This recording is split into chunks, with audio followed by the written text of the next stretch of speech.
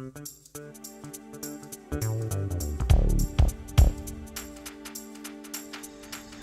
everyone and welcome to FiST Chat, the vodcast that features discussions on the topics of film, science and technology. My name is Ben Warner and I'm joined once again by my good friend and colleague Steve Kern. Are you all ready, Steve, to chat about the sci-fi films of 2012 today? I certainly am, FiST Chat fans. Hello out there in FiST Chat world. Who knows, it could be a brave new science fiction dystopia at a screen near you. Absolutely, and there's all sorts of horrors that could befit us, and we might be even living them right now. That's right. But before we get into that, just our usual housekeeping. Don't forget our website, www.fistchat.com. Get all our links there. Interact with us on Facebook and Twitter. Check out all of our episodes on YouTube, Vimeo, and Digicosm TV, and you can subscribe to our audio via iTunes, RSS, and FeedBurner, and catch our weekly blogs as well. And just keep an eye out. We're hoping with the debut of this episode that we'll have our new website up and running, so looking forward to that. It's been a bit of work being put into that, so hopefully you'll like it, and tweet us if you've got any suggestions or anything for design improvements, because we'll continue to tweak as we usually do. That's right. You've given me a sneak preview, Ben, and it's looking pretty good. So check it out, FiST Chat fans. Okay. So, sci-fi films of 2012. We did an episode last year around this time about the 2011 film, so it's only seemed appropriate that we have a look at what's been going on this year. Interesting group of films. I mean, we can probably just go through them and see how we responded to them. For me, I think we have to really get the big chestnut out of the way as the first one, which is Prometheus. I think we've spoken about this before. I don't know if we've actually gone into any detail as far as what we thought. For me, that was like watching one of the Star Wars prequels. I enjoyed it, but somehow I could see flaws the size of the Grand Canyon inside that film, and it just seemed a bit of a surprise coming from Ridley Scott.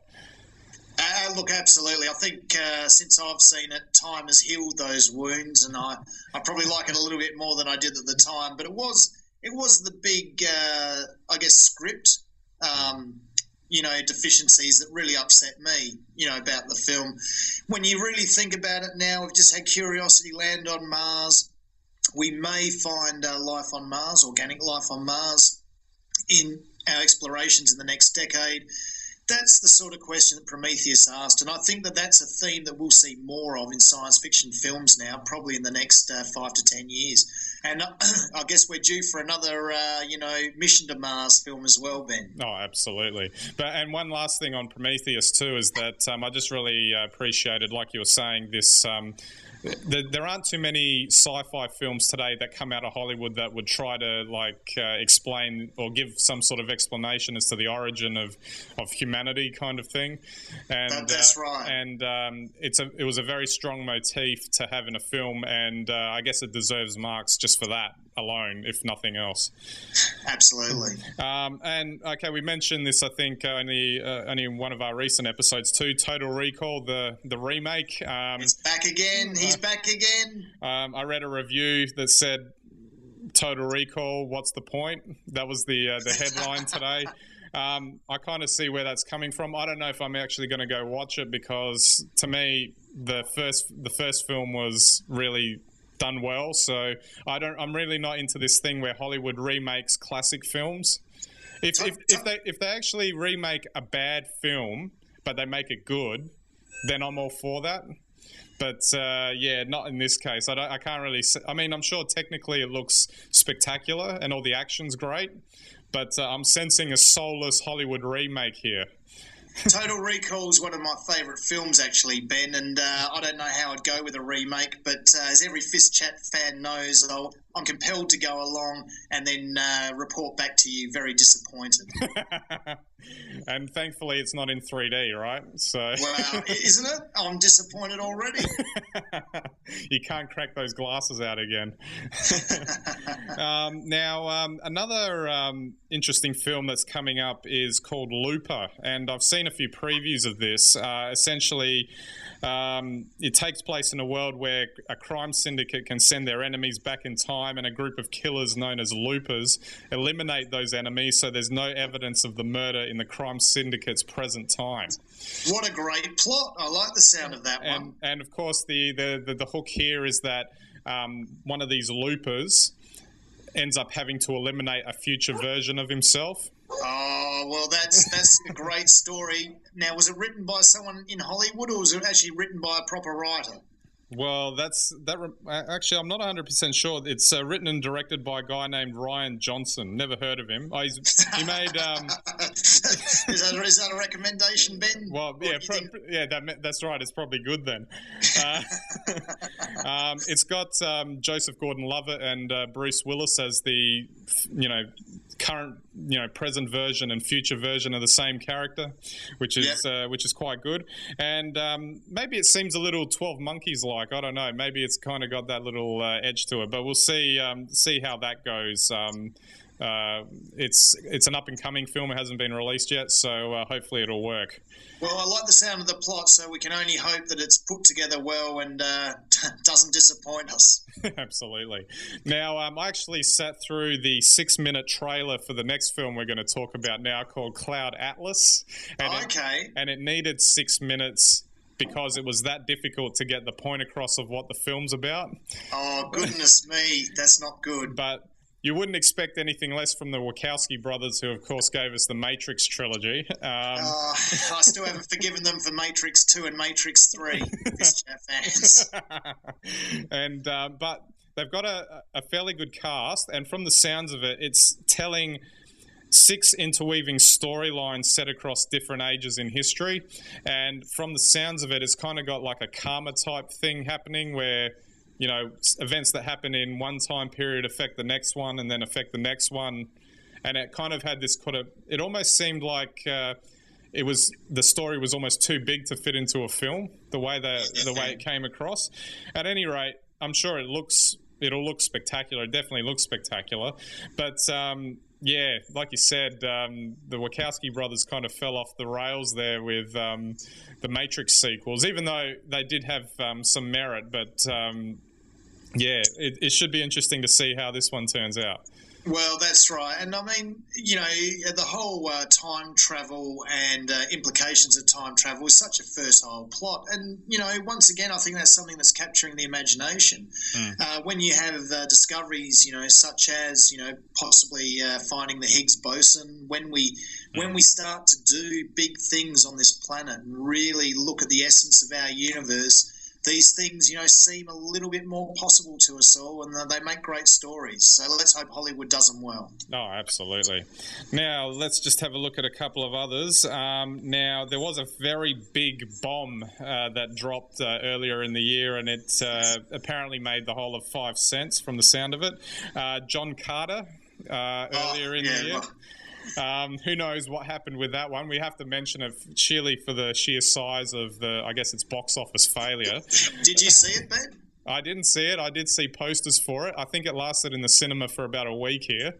But it's got to hurt when a studio invests that much money into a film, and that's a failure. And it just it comes up with nothing. And it seemed a bit strange because it had the Andrew Stanton. He did he was director of Wall-E and a couple of other big animated films. So it seems a little curious that it was a take on the Edgar Rice Burroughs original books. Okay. So it's a little strange that it went off the rails, but I guess that happens once a year in Hollywood at least. One that just completely bombs and dies. It's amazing though how quickly they forget about them and just move on to the next one. Yeah, that's right. It's just a write-off. We'll recover it at some other point. Yes. Okay, and from maybe just wrapping up, there's plenty of films that we could talk about here on this list, but we've sort of running out of time now. One other one that I wanted to mention that was a big hit this year was The Hunger Games, which seemed a little bit like The Running Man to me, but for teenagers. But not as good? Is that what you're saying, Ben? bit like The Running Man, but not as good. But I haven't seen it, so I can't really. I can't make the. So that well, then that's what you're suggesting, yeah.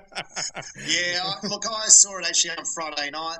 I got it downloaded through my smart television. I think that's what everyone's doing these days. So basically, I haven't read the book, but my partner has, and I could see very clearly that if you'd read the books, it would have made a lot of sense. One thing that was very interesting was it was actually quite a slow film. Oh, okay. Yet the books are quite action-packed and definitely made for a teen audience. So they didn't go with it where they could have, and it would have been very interesting, even though it wouldn't have been applicable to the books audience. Yeah. If they'd done an adult version, I reckon it would have been close to The Running Man. It would have been excellent. Absolutely. Now that I think of it, I think I might crack out The Running Man tonight and have another look, because it's got a lot of classic Arnie one-liners in that one. Absolutely, that is a good one. Okay, so we'll move on to our news bites now, and for our film one, this is actually a really sad one. Tony Scott, brother of Ridley Scott, of course, committed suicide. It was on Sunday, from the sound of it, and he drove up to the Vincent Thomas Bridge in Long Beach, California, and just took a dive off of the edge there. And the report is that he was diagnosed with brain cancer, and that was the only other possible suggestion, that maybe he just couldn't deal with that. But I mean, regardless, the man, I actually quite liked quite a number of his films. He had that kind of hyper energetic kind of style, which contrasted, I think, a lot with his brother's films. Yeah. I mean, great filmmaking family, and I too enjoyed some of his films, and I guess, it's very sad that things should end that way. And obviously, if anyone, ever feels that way, there are various resources and helplines that you can call. So, absolutely. Yes. So I just wanted to mention too that he had a interesting sci-fi film called Deja Vu that was with Denzel Washington, I believe. Yeah, and I saw that a fair few years ago now. It's not a bad film. So it wasn't a bad film at all. All right, we'll move on to our science news bite, and this is sci-fi scenario science is actually working on, something I came across at the crack.com website. This is where our tech news bite will be there, that we'll mention shortly as well. A couple of quite amusing ones in here. A lab is brewing apocalyptic super diseases, which you can imagine. The US military is paying to recreate Avatar only with deadly killbots. Wow. And one that actually looks kind of interesting, investors are already funding off-world mining. You can imagine that, because as soon as they mine too much of the Earth's minerals, they got to go somewhere else, don't they? Well, that's right. Maybe like Mars, Ben. Would you send a probe to Mars to see if there's anything decent in the soil, or whether we could live there long enough to mine the asteroids in the belt, in the Kuiper belt just behind it? Absolutely, I can see it happening. Just a couple of others too. Iris scanning, like in Minority Report, so that ads will follow you. That's a bit disturbing, to be honest. And then there's the old Gattaca one. Designer baby clinics are already on the way. Yes. So it's a lot. It's always informative. A lot of science fiction somehow, as you mentioned at the top of the episode, can lead to some disturbing outcomes in reality. Well, that is something that we have seen, and I mean, I think a lot of our science fiction story plots tend to be dystopian, and it's a little bit concerning that we seem to be heading like that in real life. I mean, last week's FiST Chat episode, and certainly some of the topics that you've just covered there are a little bit of cause for concern. One thing I didn't get a chance to send you through, Ben, and I don't know if anyone else saw, apparently the US have developed a 6,000 kilometre an hour strike vehicle, airborne strike vehicle, which would allow them to get anywhere within a couple of hours and blow the hell out of someone. Blow a big hole in the ground. That's just what we need, more of that sort of thing. So, yes, if that's not if that's not a science fiction dystopian future, I don't know what is. Exactly. All right, and finally, our tech news bite, again from crack.com, technologies that are conspicuously absent from sci-fi movies, and this kind of brought a bit of a chuckle. You know, every post-apocalyptic film, they don't have bikes to get around. You know, they have to walk or use rusted-out cars. What else have we got here? Night vision goggles in, you know, all those alien films, or you know, Event Horizon, whatever. They're going into dark corners and they can't see anything. Where are the night vision? Where are those night vision goggles? Then there are the combat vehicles, and they've got a great one here of Avatar, where you know, they've got all the military have got these fantastic you know, machines. Yet there's a big open area for the Na'vi to shoot their arrows into them. An interesting one I saw here, Minority Report. There's no wireless internet that's featured in the film. Now, hadn't been invented back then, had it been? But apparently it had, at least to a certain extent, to the point where they could have imagined that it would work in the film. And it's odd because now that I saw this, I thought, yeah, they're actually moving physical computer data storage units around, even though they look high tech. Why would you do it in the same room if it's all wireless? I hadn't thought of that, actually, but I guess really even for just about anyone 10 years ago, it would have been hard to believe the extent to which we've got wireless. I mean, who would have thought that you can sit anywhere in your house today and print wirelessly? Yeah. You know, that I always thought there'd be a cable for that. And just finally, of all the robot sci-fi movies are made, you know, these companies lose track of these robots who go on a rampage and they have to find them. Why didn't they install them with a simple GPS unit? And why didn't they install them with a clean wipe switch? Exactly. Just when they get uppity. Yeah, just flick it, down they go. All right. Okay, we're completely out of time now. So thanks again, Steve, for the chat. Always fun. Bye, FiST Chat fans. Tweet us. Absolutely. So that's it for this week's episode. So we'll catch you next week.